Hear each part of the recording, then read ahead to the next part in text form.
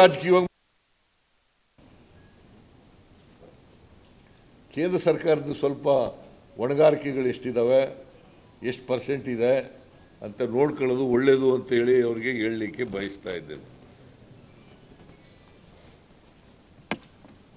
ಆಮೇಲೆ ನಮ್ಮದು ರಾಜಸ್ವ ಕೊರತೆ ಕಡಿಮೆ ಆಗಿದೆ. ಈಗ ಹೋದ ವರ್ಷ ಈ ವರ್ಷ 0.96% ಇತ್ತು,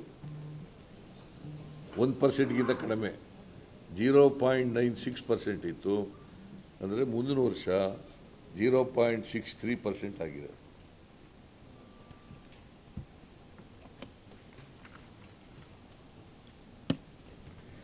ಆಮೇಲೆ GSDP ಎಷ್ಟಾಗಿದೆ ಅಂತಂದರೆ, GSDP ಕರ್ನಾಟಕದ GSDP ಗೊತ್ತಾ ನಿಮಗೆ? ಸುಮಾರು ಕಳೆದ ವರ್ಷ 28,61,929 ಕೋಟಿ ಇತ್ತು. 28,61,929 ಕೋಟಿ ಇತ್ತು. ಈ ವರ್ಷ 30,70,103 ಕೋಟಿ ಆಗಿದೆ.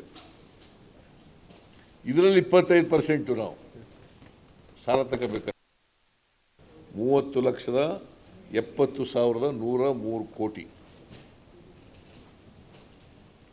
ಸೊ ನಾವು ಆರ್ಥಿಕ ಶಿಸ್ತನ್ನು ಪಾಲನೆ ಮಾಡಿದ್ದೀವಿ. ಜೊತೆಗೆ ಬಡವರಿಗೆ, ಮಹಿಳೆಯರಿಗೆ, ಕಾರ್ಮಿಕರಿಗೆ, ರೈತರಿಗೆ, ದುರ್ಬಲ ವರ್ಗದವರಿಗೆ, ಪರಿಶಿಷ್ಟ ಜಾತಿಯವರಿಗೆ, ಪರಿಶಿಷ್ಟ ವರ್ಗದವರಿಗೆ, ಮೈನಾರಿಟಿ ಅಲ್ಪಸಂಖ್ಯಾತರಿಗೆ, ಇವ್ರಿಗೆಲ್ಲರಿಗೂ ಕೂಡ ಅವರ ಆರ್ಥಿಕ ಬೆಳವಣಿಗೆಗೆ, ಅವರಿಗೆ ಆರ್ಥಿಕವಾಗಿ ಶಕ್ತಿ ಕೊಡಲಿಕ್ಕೆ ಕಾರ್ಯಕ್ರಮಗಳನ್ನು ಕೂಡ ರೂಪಿಸಿದ್ದೀವಿ. ಆಮೇಲೆ ಈ ವರ್ಷ 50 ಲಕ್ಷ ಕೋಟಿ, 15 ಲಕ್ಷ 60 ಅಲ್ಲಲ್ಲ ಸರಿ, ಅವ್ರ ಬಜೆಟ್ ಇರೋದು 50 ಲಕ್ಷ ಕೋಟಿ. 50 ಲಕ್ಷ ಕೋಟಿನಲ್ಲಿ 15.66 ಲಕ್ಷ ಕೋಟಿ ಸಾಲ. ಕೇಂದ್ರ ಸರ್ಕಾರ 15.66 ಲಕ್ಷ ಕೋಟಿ ಸಾಲ, 12.5 ಲಕ್ಷ ಕೋಟಿ ವಾಪಸ್ ರೀಪೇಮೆಂಟ್ ಗೊತ್ತಾಯ್ತಲ್ಲ. ಸೊ ಅದರಿಂದ ಅವರು 56% ಸಾಲ ತಗೊಂಡಿದ್ದಾರೆ, ನಾವು 2.95 ಸಾಲ ತಗೊಂಡಿದ್ದೀವಿ. So we are within the parameters of the fiscal responsibility act. You are not ರಾಜ್ಯ ಏನಾಯ್ತಿತ್ತು ಗ್ಯಾರಂಟಿ ಯೋಜನೆಗಳು ಮಾಡಿದಾಗ ಇವರೇ ಹೇಳಿದರು, BJPಯವರು, ಆರ್ಥಿಕವಾಗಿ ದಿವಾಳಿ ಆಗ್ಬಿಡ್ತದೆ, ರಾಜ್ಯ ಆರ್ಥಿಕವಾಗಿ ದಿವಾಳಿ ಆಗ್ಬಿಡ್ತದೆ. ದಿವಾಳಿ ಆಗಿದೆಯಾ? ದಿವಾಳಿ ಅನ್ನೋದಕ್ಕೆ ಪದ ಅರ್ಥ ಗೊತ್ತಾ ಅವ್ರಿಗೆ?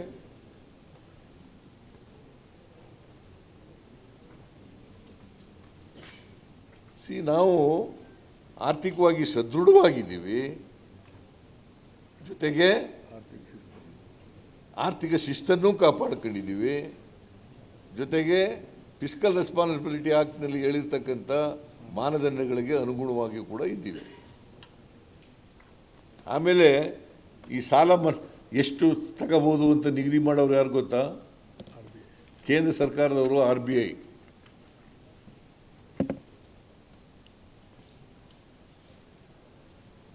ಸೊ ನಾವು ಬಜೆಟ್ನಲ್ಲಿ ಏನು ಹೇಳಿದ್ದೋ, ಕಳೆದ ಇದಿರ್ಬೋದು 23-24 ಇರ್ಬೋದು, 24-25 ಇರ್ಬೋದು, ಆ ಎಲ್ಲ ಭರವಸೆಗಳನ್ನು ಈಡೇರಿಸಿದ್ದೀವಿ, ನುಡಿದಂತೆ ನಡೆದಿದ್ದೀವಿ ಅಂತ ಅದಕ್ಕೋಸ್ಕರನೇ ಹೇಳೋದು. ನುಡಿದಂತೆ ನಡೆದಿದ್ದೀವಿ.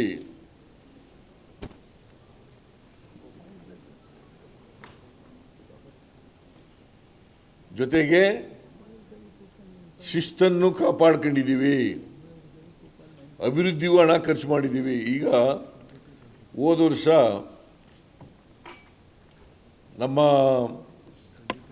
ಗ್ಯಾರಂಟಿ ಯೋಜನೆಗಳಿಗೆ 52,009 ಕೋಟಿ ರೂಪಾಯಿಗಳನ್ನು ಬಜೆಟ್ನಲ್ಲಿ ಇಯರ್ ಮಾರ್ಕ್ ಮಾಡಿದ್ದು. 52,009 ಕೋಟಿ ಮಾಡಿದ್ದು. ಎಲ್ಲ ಗ್ಯಾರಂಟಿ ಯೋಜನೆಗಳನ್ನು ಜಾರಿ ಮಾಡಿದ್ದೀವಿ. 23-24ರಲ್ಲಿ ಮಾಡಿದ್ದೀವಿ, 24-25ರಲ್ಲಿ ಮಾಡಿದ್ದೀವಿ, ಮುಂದೇನೂ ಮಾಡ್ತೀವಿ. ಯಾವುದೇ ಕೋತ ಆಗಿಲ್ಲ.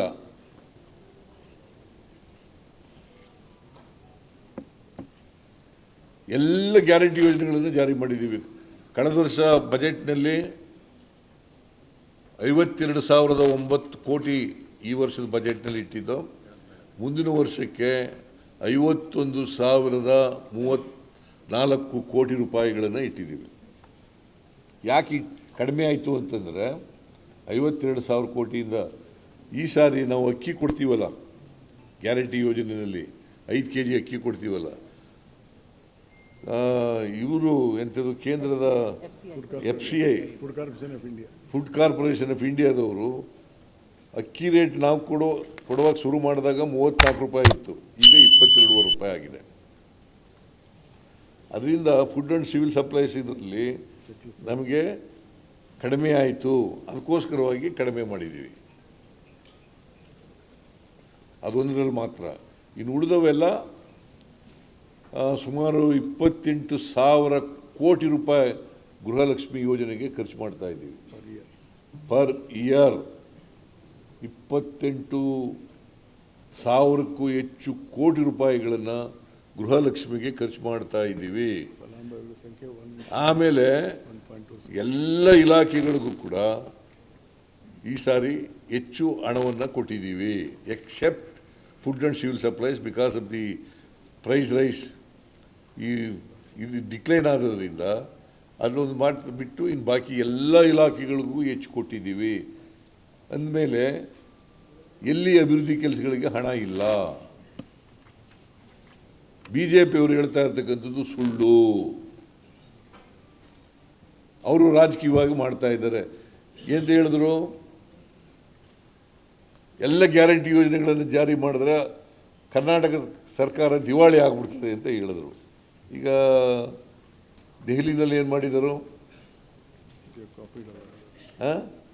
ಹರಿಯಾಣದಲ್ಲಿ ಏನು ಮಾಡಿದರು, ಮಧ್ಯಪ್ರದೇಶದಲ್ಲಿ ಏನು ಮಾಡಿದರು, ಮಹಾರಾಷ್ಟ್ರದಲ್ಲಿ ಏನು ಮಾಡಿದರು, ರಾಜಸ್ಥಾನದಲ್ಲಿ ಏನು ಮಾಡಿದರು. ನಾವು ಹೇಳ್ದದನ್ನೇ ಫಾಲೋ ಮಾಡಿದ್ದಾರೆ, ಕಾಪಿ ಮಾಡಿದ್ದಾರೆ. ಸೊ ನಾವು ನೇರವಾಗಿ ಅವರ ಖಾತೆಗೆ ಹಣ ಕೊಡ್ತಕ್ಕಂಥ ಕೆಲಸ ಮಾಡಿದ್ದೀವಿ. ಮಧ್ಯವರ್ತಿಗಳ ಹಾವಳಿ ಇಲ್ಲ. DBT ಮೂಲಕ ನೇರವಾಗಿ ಹಣ ಕೊಡ್ತಕ್ಕಂಥ ಕೆಲಸ ಮಾಡಿದ್ದೀವಿ. ಇದನ್ನು ಯುರೋಪ್ ಕಂಟ್ರಿಗಳಲ್ಲಿ ಏನಂತ ಕರೀತಾರೆ ಅಂತಂದರೆ ಯೂನಿವರ್ಸಲ್ ಬೇಸಿಕ್ ಇನ್ಕಮ್ ಅಂತ ಕರೀತಾರೆ. ದಟ್ ಮೀನ್ಸ್ ಟು ಸೇ, ಈಗ ಒಂದು ಈ ಯೋಜನೆಗಳಿದಾವಲ್ಲ, ನಮ್ಮ ಗ್ಯಾರಂಟಿ ಯೋಜನೆಗಳು, ಒಂದು ಕಾನ್ಸ್ಟಿಟ್ಯೂನ್ಸಿಗೆ ಒಂದು ವರ್ಷಕ್ಕೆ ಎಷ್ಟು ಬರ್ತದೆ ಗೊತ್ತಾ? 232 ಆವರೇಜ್ 232 crores per constituency.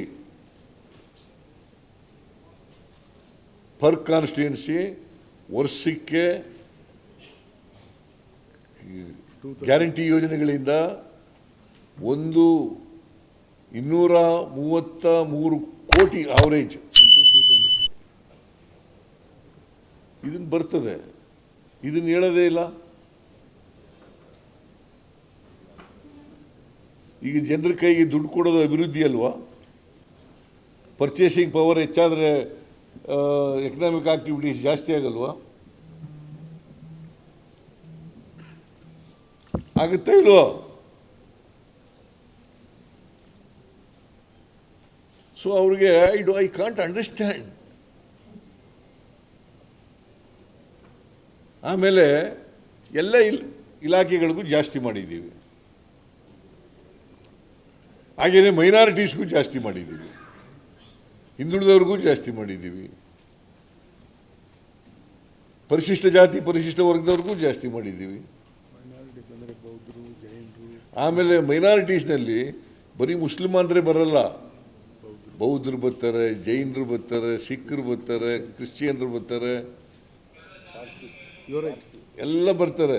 ಈಗ ಕ್ರಿಶ್ಚಿಯನ್ರಿಗೆ 250 ಕೋಟಿ ಕೊಡ್ತೀವಿ ಅಂತ ಹೇಳಿದ್ದೀವಿ. ಅದು ಕ್ರಿಶ್ಚಿಯನ್ರಿಗೆಲ್ಲ ಹೋಗೋದು.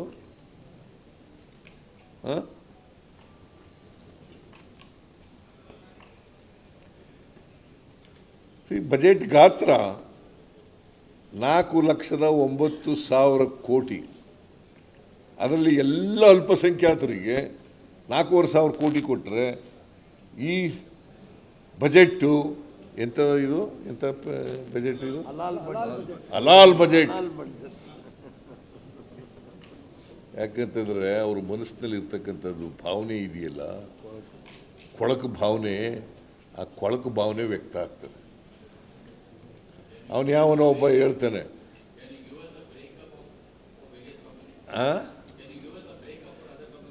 ನೋಡಪ್ಪ, ನೋಡಿ ಈಗ ನಿಮಗೆ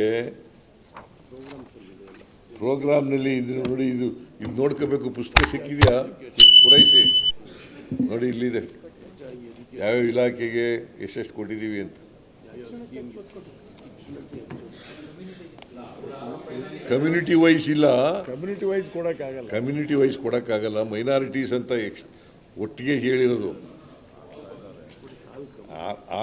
ಆಲ್ ಕಮ್ಯುನಿಟಿಗೆ ಹೇಳಿದ್ವಲ್ಲಯ್ಯ. 4 ಲಕ್ಷದ ಇಲ್ಲಿದೆ ಸರ್ SCP TSP. ನೋಡಪ್ಪ, SCP TSP ಇದು ಪರಿಶಿಷ್ಟ ಜಾತಿ ಪರಿಶಿಷ್ಟ ವರ್ಗದವರಿಗೆ 24% ಜನ ಇದ್ದಾರೆ. ಅವರು 24.1% ಜನ ಇದ್ದಾರೆ. ಅವ್ರಿಗೆ 42,000 ಕೋಟಿ.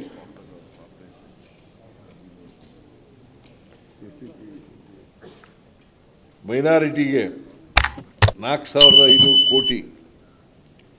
OBCಗೆ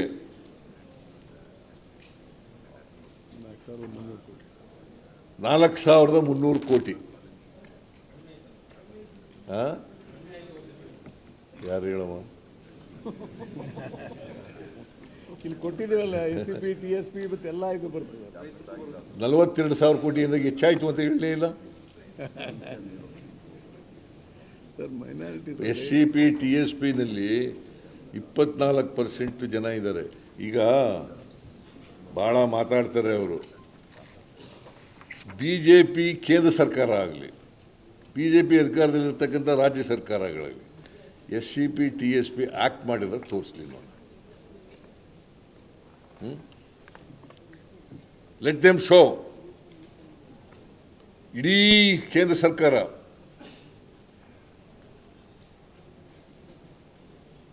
ಹದಿನೇಳು ವರ್ಷ ಅಧಿಕಾರ ಮಾಡಿದ್ದಾರೆ ಕೇಂದ್ರದಲ್ಲಿ. ಪರಿಶಿಷ್ಟ ಜಾತಿ ಪರಿಶಿಷ್ಟ ವರ್ಗದವರಿಗೆ ಕಾನೂನು ಮಾಡಿ ಅವ್ರ ಜನಸಂಖ್ಯೆಗೆ ಅನುಗುಣವಾಗಿ ಅಭಿವೃದ್ಧಿ ಹಣ ಖರ್ಚು ಮಾಡ್ತಕ್ಕಂಥದ್ದನ್ನು ತೋರಿಸ್ಲಿ ನೋಡ. Any BJP state as A matter of fact. ಅಲ್ಲಿ ಮಾಡಿ ಅಂತ ಕೇಳಕ್ಕೆ ಧೈರ್ಯ ಇಲ್ಲ ಇವರಿಗೆ. ಕರ್ನಾಟಕದಲ್ಲಿ ಮಾಡಿರೋ ರೀತಿಯಲ್ಲಿ ಮಾಡ್ರಿ ಅಂತ. ಇಲ್ಲಿ ಮುಸಲ್ಮಾನರಿಗೆ ಕ್ರಿಶ್ಚಿಯನ್ರಿಗೆ ಹೆಚ್ಚು ಮಾಡಿಬಿಟ್ರಿ, ಮುಸಲ್ಮಾನರಿಗೆ ಹೆಚ್ಚು ಮಾಡಿಬಿಟ್ರಿ, ಮೈನಾರಿಟೀಸ್ಗೆ ಹೆಚ್ಚು ಮಾಡಿಬಿಟ್ರಿ ಅಂತ ಹೇಳಕ್ಕೆ ಬರ್ತವೆ. What moral right they have? What moral right they have? C ಏನಿದೆ, ನಾ ಇನ್ನೂ ಕ್ವಶನ್ಗೆ ಬಂದಿಲ್ಲ. ತಾಳಯ್ಯ, ಕ್ವಶನ್ಗೆ ಬಂದಿಲ್ಲಪ್ಪ, ಆಮೇಲೆ ಕೇಳಿ. ಈಗ ಮೈ ಪಾಯಿಂಟ್ ಈಸ್, ಇದು ಎಲ್ರಿಗೂ ಸಾಮಾಜಿಕ ಶಕ್ತಿ ಕೊಡೋದು. ಈಗ ಮೈನಾರಿಟೀಸ್ಗೆ ನಾವು ಯಾಕೆ ಹೆಚ್ಚು ಕೊಡಬೇಕಾಗಿ ಬಂದಿದೆ ಈ ಸಾರಿ ಅಂತಂದರೆ, ಅವರಿಗೆ ಎಜುಕೇಷನ್ನು ಇದೆಯಾ ಸರ್? ಎಜುಕೇಷನ್ನಲ್ಲಿ 25 ಅದರ್ಸ್ ಇದೆ, 75 ಮೈನಾರಿಟಿ. ಅಲ್ಲಿ ಅದರ್ಸ್ಗೂ ಕೊಡ್ತೀವಿ ಅವರಿಂದ. ಇರ್ತದೇನ್ರಿ? ರೆಸಿಡೆನ್ಷಿಯಲ್ ಸ್ಕೂಲ್ ಆ್ಯಂಡ್ ಕಾಲೇಜ್ನಲ್ಲಿ 100 ಸೀಟ್ ಇದ್ದರೆ 25 ಅದರ್ಸ್, 75 ಮೈನಾರಿಟಿ. ಆಮೇಲೆ ನಾವು ಮೈನಾರಿಟೀಸ್ ಇನ್ಸ್ಟಿಟ್ಯೂಷನ್ಗಳು ಮಾಡಿದ್ರು. ಮತ್ತಷ್ಟು ಸುದ್ದಿಗಳಿಗಾಗಿ ನೋಡ್ತಾ ಇರಿ ಪಬ್ಲಿಕ್ ನ್ಯೂಸ್ 24x7. ಇದು ಸತ್ಯದ ಧ್ವನಿ.